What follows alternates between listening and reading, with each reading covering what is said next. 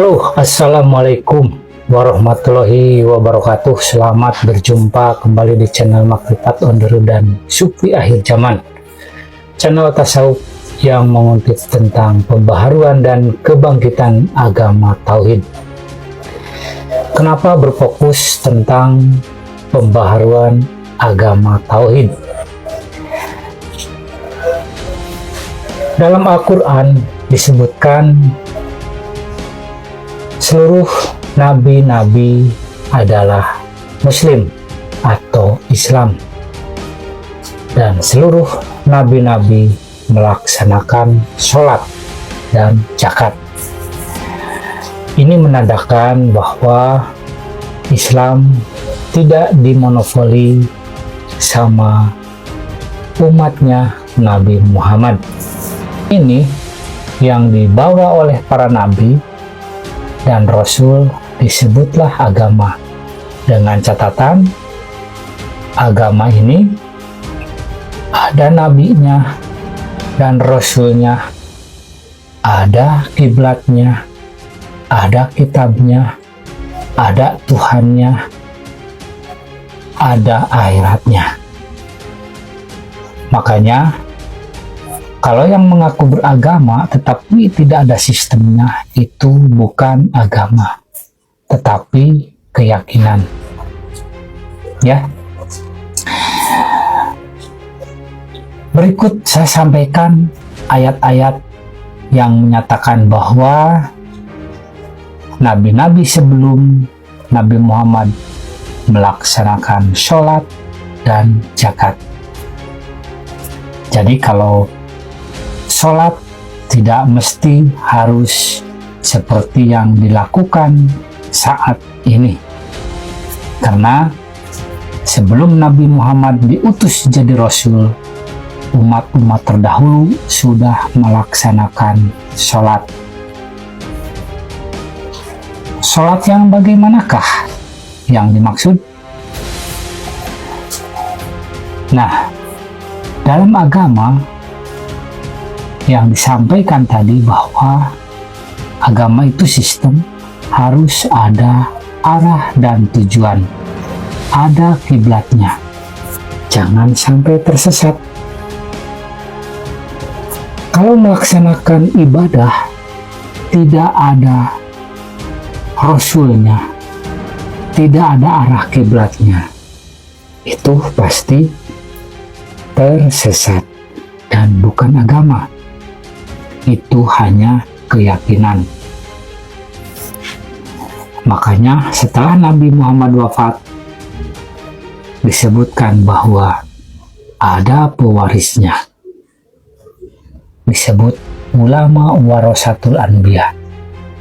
Nah, pewarisnya inilah yang harus diikuti, yang harus menjadi kiblat dalam beragama, dan beliaulah ulil amri.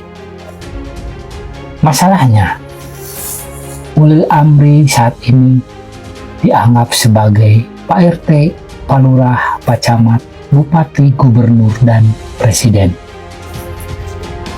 Di dalam Al-Quran disampaikan bahwa pemimpin yang harus diikuti atau ulil amri itu yang minkum. Dan yang minkum itu artinya di zamanmu sendiri. Jadi agama itu ada kiblat, ada pemimpin, ada yang diikuti, yang minkum dan anfusikum. Sesuai di surat At-Taubah 128. Laqad ja'akum rasulun min anfusikum. Ayat-ayat yang menerangkan bahwa seluruh nabi sholat, seluruh nabi dan rasul terdahulu diperintahkan sholat, yang menunjukkan ibadah itu bersifat universal.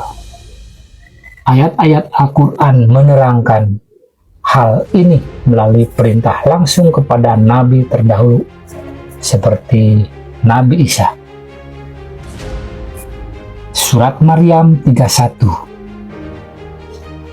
Nabi Ibrahim 40, Nabi Ismail Maryam 55, Nabi Musa Toha 14 yang menegaskan sholat adalah syariat para nabi. Berikut ayat-ayat Al-Quran yang menerangkan bahwa para nabi melaksanakan sholat.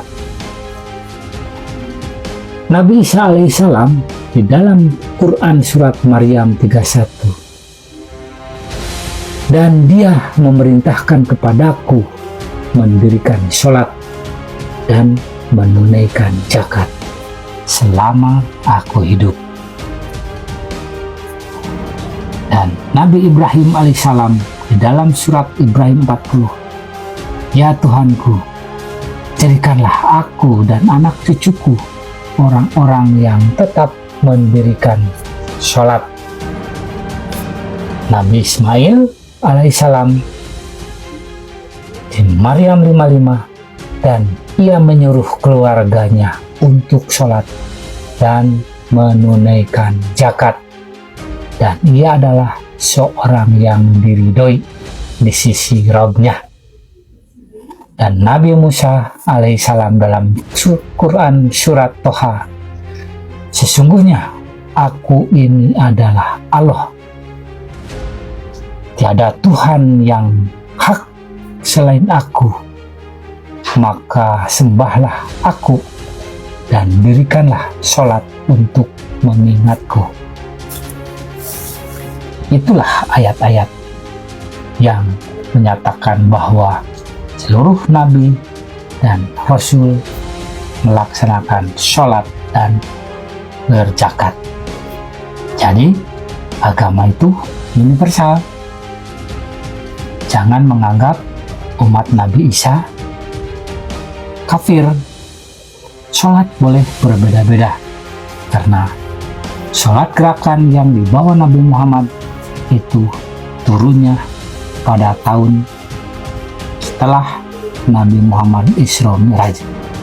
Sedangkan sebelum Nabi Muhammad, bahkan Nabi Muhammad sudah jadi nabi pun, belum ada perintah gerakan sholat. Di dalam Al-Quran tidak disebutkan detail pergerakan sholat yang dilakukan. Ini tentang praktek Thariqah Qadim, Thariqah Arwah, Thariqah Naqsabandiyah Khalidiyah Al-Mahdiyah. Salam pembaharuan, salam kebangkitan agama tauhid, ilahi anta maksudi waridoka matlubi. Assalamualaikum warahmatullahi wabarakatuh.